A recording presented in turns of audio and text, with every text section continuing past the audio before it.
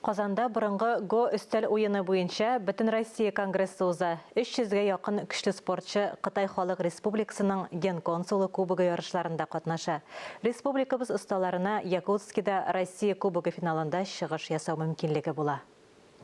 Шахмат — это сражение, а го — это война. То есть, если ты в одном месте проиграл, то в другом ты можешь отыграть. Бұрынғы Қытай ойынының стратегиясына 10 яшьлек Иван тиз түшінген. Шахмат шашка ойынары вақытында тынлық хөкім сүрә.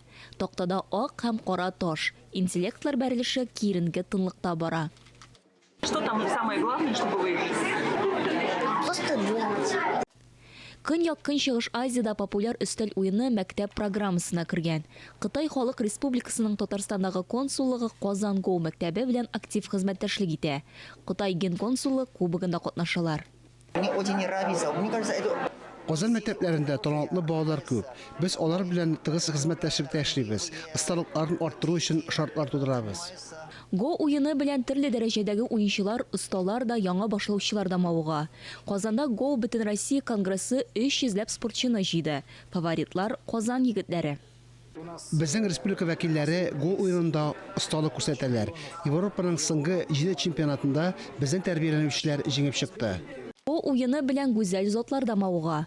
Хатын-кызларга логика җитешми дип шаяртсалар да, нәкъ менә безнең хатын-кызлар Россия чемпионатында җиңүчене билгелиләр. Казан уенчыларының уйнау стиле үзенчәлекле, көчле команда, алардан үрнәк алам. Турнир таблицасында кызлар үзара ярыша, барысы да шат күңелле, уеннар кызыклы уза. Төп бурыч кырда көндәшкә караганда зуррак территорияны яулау. Киләсе йөреш бөтен уен барышында хәлиткеч булырга мөмкин. Михаил өчен төп көндәше әнисе. Ул ГО уенында зур тәҗрибә тупларга өлгергән.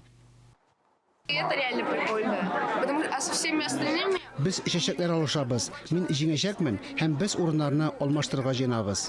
Казанда узган Россия кубогы этабында җиңүчеләр финалда август айында Якутскида очраша. Айзилә Батырханова, Эльмира Исмәгыйлова, Ирек Хамидуллин, Татарстан яңалыклары.